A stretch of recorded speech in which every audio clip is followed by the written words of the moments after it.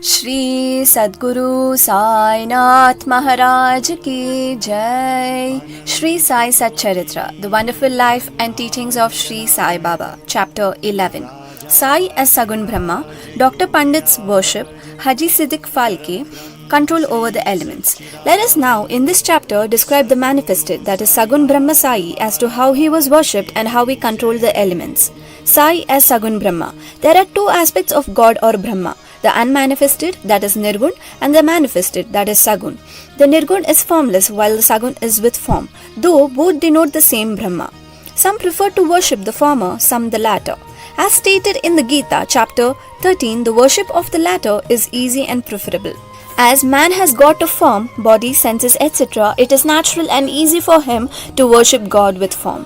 Our love and devotion do not develop unless we worship Sagun Brahma for a certain period of time, and as we advance, it leads us to worship, meditation of Nirgun Brahma.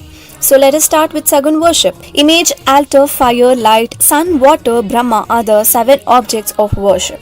But Sadguru is better than all these. Let us on this occasion bring to our mind the form of Sai, who was non-attachment incarnate and who was a resting place for his devotee. Our faith in his words is the asin, and our sankalpa, determination to accomplish the puja, is the abandonment of all our desires. Some say that Sai was a Bhagavad Bhakta, devotee of the Lord. Others say he was a Mahabhagavat, a great devotee. But to us, he is God incarnate. He was ever forgiving, never irritable, straight, soft, tolerant, and content beyond comparison. Though he looked embodied as having the form, he was really disembodied, emotionless, unattached, and internally free. The Ganges on its way to sea cools and refreshes the creatures affected with heat, gives life to the crops and trees, and quenches the thirst of many. Similarly, saints, souls like Sai, while they live their own, gives solace and comfort to all. Lord Krishna has said that the saint is my soul, my living image. I am he, or he is my pure form, being. This indescribable Shakti or power of God, known as pure existence, knowledge and bliss, incarnated in the form of Sai in Shri. The Shruti, Taittiriya Upanishad, describes Brahma as pure bliss. This we read or hear daily in books, but the devout people experienced this Brahma or bliss in Shri. Baba, the support of all, required no prop or asin from anybody. He always used a piece of sackcloth for his seat, which was covered with a small mattress by his bhaktas and had a bolster placed by them, rest as his back. Baba respected the feelings of his devotees and allowed them to worship him as they liked. Some waved chamar or fans before him, some played on musical instruments, some washed his hands and feet, some others applied scent and chandan, some gave betel nut with leaves, and some others offered naivedya. Though he looked like living in Shri, he was present everywhere. This all-pervasiveness of his was daily experienced by his devotees. Our humble prostration to this all-pervasive Sadguru. Dr. Pandit's worship. One Dr. Pandit, a friend of Tatya Sahib Nulkar, once came to Shirdi for Baba's darshan. After saluting Baba, he sat in the masjid for some time. Baba asked him to go to Dadabhat Kelkar. He went to Dadabhat, by whom he was well received. Then Dadabhat left his house for puja and Dr. Pandit accompanied him.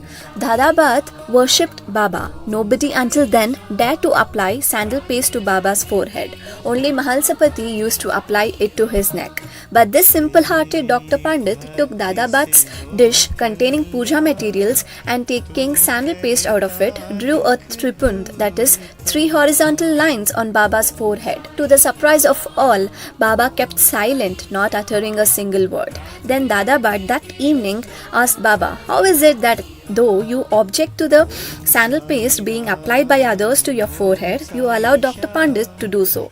Baba replied that Dr. Pandit believed him to be the same as his Guru, Raghunath Maharaj of Dopeshwar, known as Kaka Puranik, and he applied the paste to his forehead, as he was doing to his Guru, hence he could not object.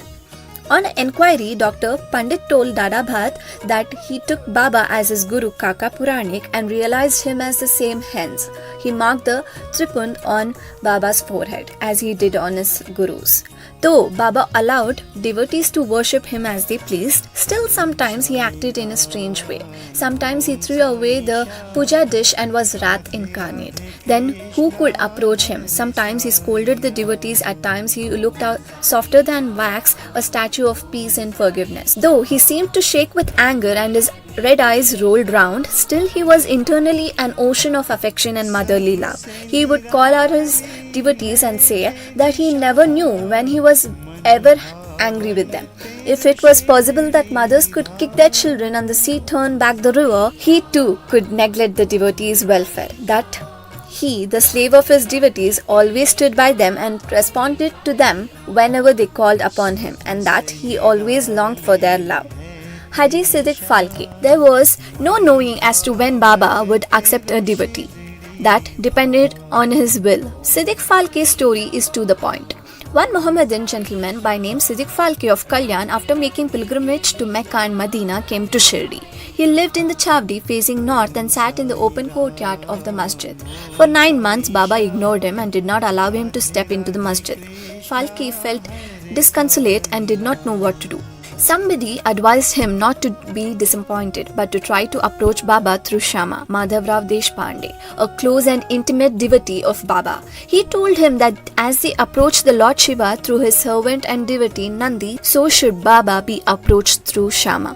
Falke liked the idea and implored Shama to intercede for him. Shama agreed and on a convenient occasion spoke to Baba about him thus: Baba, why don't you allow the old Haji to step into the masjid while so many persons freely come and go? After taking your darshan, why not bless him once? Baba replied, Shama, you are immature to understand things. If the fakir Allah does not allow, what can I do? Without his grace, who will climb into the masjid? Well, go to him and ask him whether he will come to the narrow footpath near the Barwi well. Shama went and returned with an affirmative answer. Again Baba said to Shama, ask him whether he is willing to pay me the sum of rupees 40,000 in 4 installments. Shama went and returned with the answer that he was willing to pay even 40 lakhs. Again Baba said to Shama, we are going to cut a goat in the masjid, so ask him whether he would like to have its meat haunch or testicles of the goat. Shama returned with the answer that the Haji would be happy to receive a small crumb from Baba's kolamba, mud pot. Hearing this, Baba got excited and with his hands threw away the earthen jars and kolamba and straightway advanced to the Haji and lifting his kafni up in arms said, why do you brag and pose yourself as an old Haji? Do you read Quran like this? You are proud of your pilgrimage to Mecca, but you do not know me. Being thus scolded, the Haji was confounded. Baba then went back to the masjid, purchased a basket of mangoes and sent them to the Haji. Then again Baba went to the Haji and taking out rupees 55 from his pocket gave them in Haji's hand. Thenceforth Baba loved the Haji, invited him for meals, and Haji thereafter came into the masjid whenever he liked. Baba gave him at times some rupees and thus the Haji was enrolled in Baba's darbar. Baba's control over the elements. We shall close this chapter after describing 2 incidents showing Baba's control over the elements. Once at evening time, there was a terrible storm at Shirdi. The sky was overcast with thick black clouds. Winds began to blow with great force. Clouds roared and lightning began to flash and rain started pouring in torrents. In a short time, the whole place was flooded with water. All creatures, birds, beasts and men got terribly frightened and they all flocked to the masjid for shelter. There are many local deities in Shri, but none of them came to their rescue. So they all prayed to Baba, their God, who was fond of their devotion, to intercede and quell the storm. Baba was much moved. He came out and standing at the edge of the masjid addressed the storm in a loud and thunderous voice. Stop your fury and be calm. In a few minutes the rain subsided, the wind ceased to blow, and the storm came to stop. Then the moon rose in the sky and people went back home well pleased. Second occasion was that on another occasion at noon, the fire in the Duni began to burn brightly. Its flames were seen to be reaching the rafters above. The people who were sitting in the masjid did not know what to do.